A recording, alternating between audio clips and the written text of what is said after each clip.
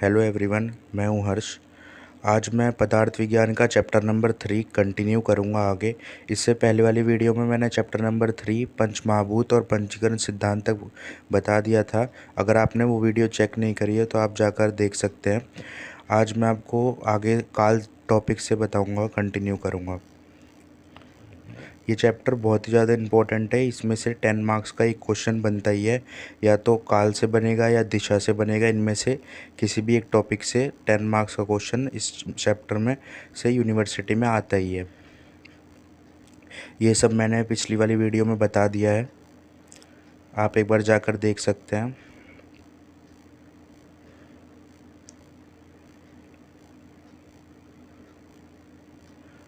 आज मैं आपको काल बताता हूँ।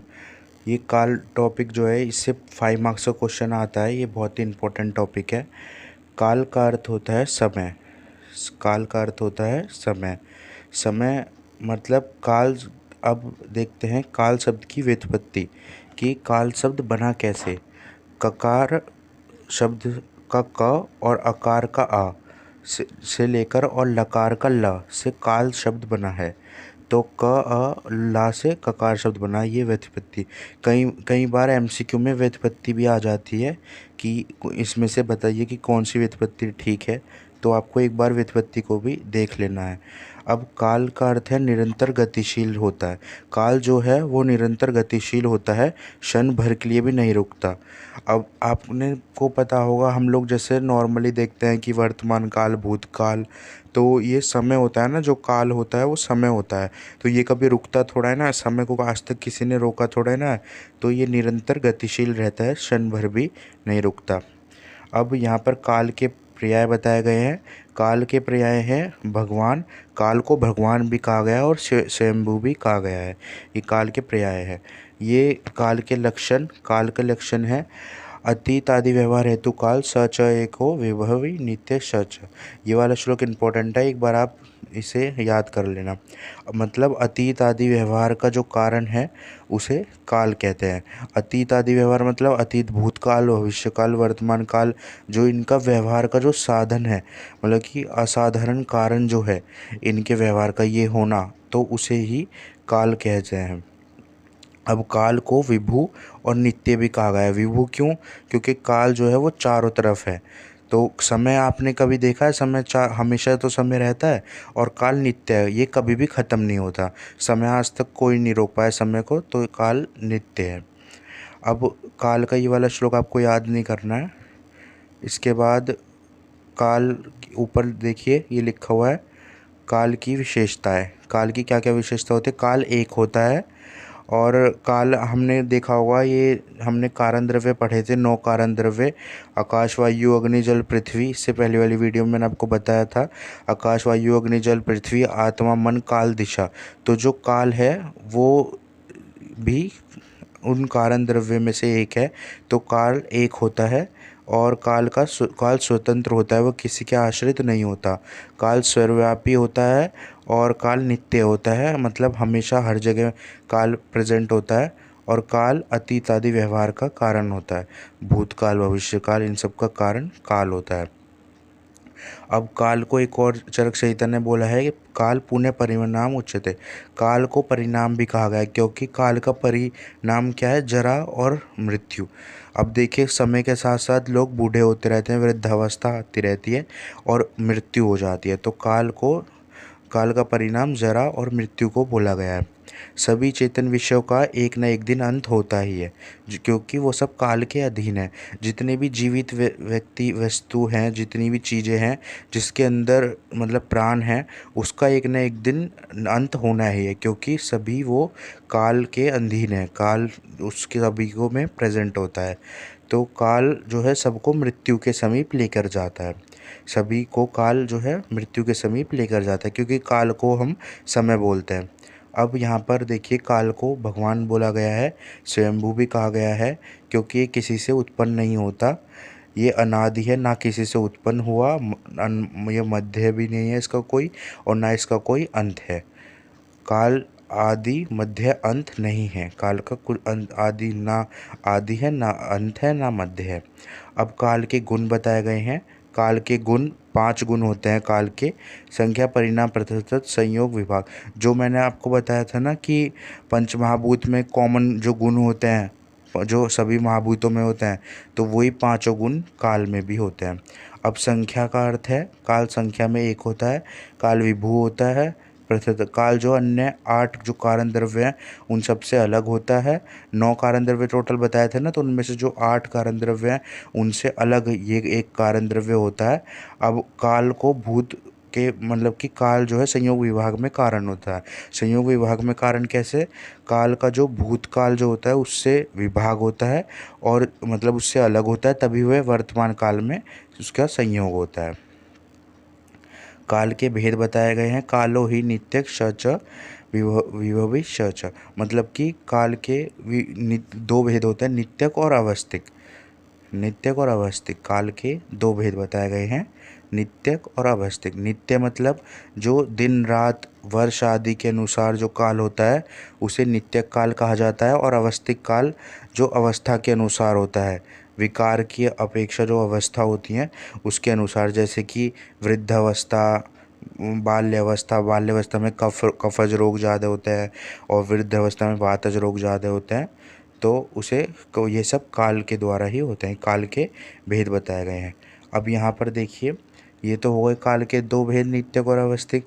अब चरक संहिता ने दो भेद माने हैं, संवत्सर और आतुरावस्था। तो संवत्सर जो होता है, ये दो हमने आयन देखे थे, दक्षिणायन और उत्तरायण।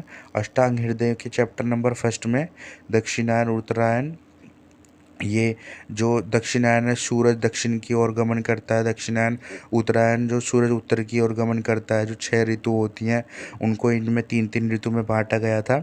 अष्टांग हृदय के चैप्टर नंबर 1 में है ये अच्छे से वर्णित। अब यहाँ पर काल को जो संवत्सर और आतुरावस्था दो अवस्था में बांटा गया था, तो उसमें जो संवत्सर है, मतलब संवत्सर मतलब एक वर्ष के दो भाग होते हैं, एक तो दक्षिणायन और एक उत्तरायण। दक्षिणायन मतलब कि जो सूरज दक्षिण की ओर जाता है, 6 महीने इसमें होता है, और उत्तरायण में भी 6 महीने होते हैं। अब उत्तरायण में कौन सी ऋतु आती है? शिशिर, वसंत, ग्रीष्म, और बाकी की तीनों वर्षा, शरद, हेमंत दक्षिणायन में आती है। अब काल की प्रधान ऋतु 3 मानी गई है, 3 ऋतु काल की प्रधान मानी गई है। कौन कौन सी? शीतकाल, शीत, उष्ण और वर्षा, ये प्रधान मानी गई हैं। काल जो आतुर अवस्था मतलब रोग की अवस्था की मेडिसिन किस समय लेनी चाहिए उसके अनुसार आतुर अवस्था होती है। अब काल के प्रधान ऋतुओं के अनुसार भेद। अब प्रधान ऋतु तो 3 मानी गई है, शीत, उष्ण, वर्षा। प्रधान ऋतु का अर्थ यह है कि जो हम नॉर्मली अपने पेरेंट्स से या फिर लोगों से सुनते हैं कि सर्दी है, शीतकाल है, गर्मी है, उष्ण काल है, तो और वर्षा है। वर्षा मतलब कि बारिश हो रही है, बारिश के समय 3 ही माने जाते हैं। लेकिन हम जो आयुर्वेद में पढ़ते हैं वो टोटल 6 ऋतुएं पढ़ते हैं, शिशिर, वसंत, ग्रीष्म, वर्षा, शरद, हेमंत। अब इन 6 ऋतुओं में टोटल 12 महीने होते हैं। अब ये देखो काल का यहाँ पर महीने के अनुसार भी भेद बताया गया है। चैत्र, वैशाख, जेठ, आषाढ़, सावन, भाद्रपद, अश्विन, कार्तिक, माघशीर्ष और पौष, माघ, फागुन, ये टोटल 12 महीने होते हैं। आचार्य सुश्रुत ने सूर्य काल को विभाजन करते हुए काल के 11 भेद माने हैं। ये जो है ना, ये बहुत ही ज़्यादा इम्पोर्टेंट है। ये आपको एमसीक्यू में, वाइवा में ये हमेशा पूछते हैं कि आचार्य सुश्रुत के अनुसार काल के भेद बताइए। तो ये वाला ये बस आपको याद करना पड़ेगा, क्योंकि ये ऐसा समझने की बात भी नहीं है। फिर भी मैं आपको थोड़ा समझाता हूँ। जैसे मात्रा मतलब होता है पलक झपकने का समय। जो हम पलक झपकते हैं ना, जितना समय हमें पलक झपकने का लगता है तो उसे एक मात्रा बोलते हैं। अब ऐसे ही 15 मात्रा को एक काष्ठ, 30 काष्ठ को एक कला, 20 कला को 20 1/10 कला को एक मुहूर्त, 30 मुहूर्त को एक अहोरात्र, और 15 अहोरात्र को एक पक्ष। पक्ष मतलब 15 दिन होता है ना, एक महीने में 2 पक्ष होते हैं, तो एक पक्ष मतलब 15 दिन का होता है। तो यहाँ पर लिखा हुआ है 15 अहोरात्र मतलब 15 रात को एक पक्ष बोलते हैं, और 2 पक्ष एक मास के बराबर होता है, एक महीने के बराबर। 15 अब 12 जो महीने होते हैं वो एक साल, एक संवत्सर, और दो महीने होते हैं वो एक ऋतु होती है। 3 ऋतु एक अयन, मतलब हमने भी देखा दक्षिणायन, उत्तरायण, और 2 अयन एक वर्ष या एक संवत्सर। 5 वर्ष होके एक युग बन जाता है। ये आपको टोटल याद करना है। अब यहाँ पर काल का आयुर्वेद में चिकित्सीय महत्व, अब यहाँ पर काल का जो है आयुर्वेद में चिकित्सीय महत्व बताया है। आयुर्वेद चिकित्सा के लिए काल को ज्ञान करना आवश्यक है, क्योंकि हम लोग ने पढ़ा है कि जो हम ऋतुचर्या, दिनचर्या, आहार, औषधि का प्रयोग करते हैं, ये सब काल पर ही निर्भर होती है। हम जितनी भी औषधि सेवन करवाते हैं रोगियों को, या फिर हम रोगी से बोलते हैं कि अभी ये वाली ऋतु चल रही है तो तुम्हें ये वाला आहार का सेवन नहीं करना है, तो ये सब काल के द्वारा ही होता है। हम पहले काल का अच्छे से ज्ञान करके तभी ये ऋतुओं के अनुसार भोजन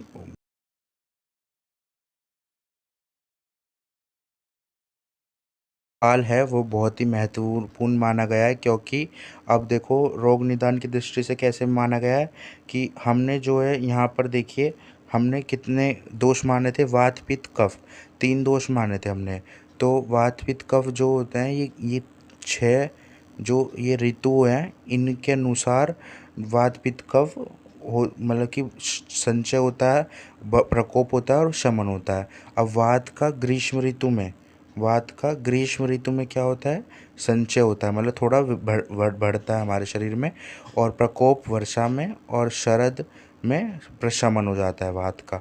ऐसे ही पित्त का वर्षा में संचय और शरद में प्रकोप और शमन हेमंत में। कफ का शिशिर में संचय, प्रकोप वसंत में, और शमन जो होता है वो ग्रीष्म में। ऐसे ही वात का ये वाली टेबल बहुत इंपॉर्टेंट है, ये आपको हर जगह मिल जाएगी। अष्टांग हृदय में भी इसका अच्छे से बताई गई है ये, और क्रिया शरीर में भी ये मैंने आपको बता रखी है। इसके बाद ये बाल्यावस्था में कफ दोष प्रधान रहता है, और तरुण अवस्था जो होती है, मतलब तरुण अवस्था युवावस्था को बोलते हैं, इसमें पित्त की प्रधानता होती है, और वृद्धावस्था वात की प्रधानता होती है इसमें।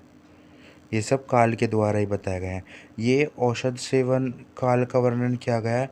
औषध सेवन करने के 10 काल होते हैं। ये अष्टांग हृदय के चैप्टर नंबर 10 या फिर 11 में बहुत ही अच्छे से श्लोक के साथ बताया गया है। ये इम्पोर्टेंट टॉपिक है 10 मार्क्स का, तो हम वहाँ पे इसको अच्छे से पढ़ेंगे।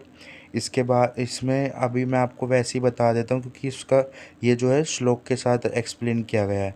पहला है खाली पेट, फिर भोजन से पूर्व, भोजन खाने के पश्चात, सायंकाल भोजन के बाद, भोजन के मध्य, और पुणे पुणे मतलब बार बार भोजन के साथ। अब यहाँ पर लिखा है भोजन से पूर्व और पश्चात, मतलब भोजन से पहले भी और भोजन के बाद भी, और भोजन के साथ, और ग्रासे ग्रासे मतलब कि हर एक टुकड़े में मिलाकर, और ग्रासों के बीच में, मतलब कि जो टुकड़े एक हमने निवाला खाया, फिर औषध लिया, फिर दोबारा खाया। तो ये टोटल 10 काल होते हैं, इनमें हमें औषध का सेवन करने के लिए बोला गया है। इसके बाद उदाहरण ये अब यहाँ से है जो साध्यता, मतलब कि यहाँ पे कुछ उदाहरण दिए गए हैं। देखो जैसे 3 वर्ष पुराना, ये चिकित्सा के लिए महत्व बताया गया है। 3 वर्ष पुराना जो अर्धित रोग है वो साध्य हो जाता है। अर्धित रोग मतलब लकवा जो मुख प्रदेश में होता है, पैरालिसिस, उसे बोलते हैं। वो असाध्य हो जाता है। असाध्य मतलब कि उसे हम ठीक नहीं कर सकते। और यहाँ पर नया तमक श्वास को हम अस्थमा बोलते हैं। तो जो नया तमक श्वास है वो साध्य होता है, मतलब कि नया नया जो तमक श्वास अस्थमा होता है उसे हम ठीक कर सकते हैं। और दीर्घकालीन रोग, जो रोग लंबे समय से चल रहे हों, वो असाध्य होते हैं, हम उन्हें ठीक नहीं कर सकते। अब 10 साल तो वो असाध्य हो जाता है। इसके बाद आहार सेवन के भी काल का विचार किया गया है। यहाँ पर काल का प्रभाव औषधि पर भी होता है। 100 वर्ष पुराना घृत काल के प्रभाव से कफ और वातनाशक बल्ले और मेध्य हो जाता है। ठीक है दोस्तों, अब ये अगला है टॉपिक है दिशा। इसको हम नेक्स्ट वीडियो में देखेंगे दिशा टॉपिक को, क्योंकि ये टॉपिक बहुत ही बड़ा है। अगर मैं इसमें बनाने लगा तो ये वीडियो 1 घंटे से भी ऊपर की हो जाएगी। ये टॉपिक बहुत ही अच्छे से मैं आपको बताऊं, क्योंकि ये इस टॉपिक से मोस्टली मतलब पूरे चैप्टर से ज़्यादा इस टॉपिक से दिशा से क्वेश्चन आते हैं।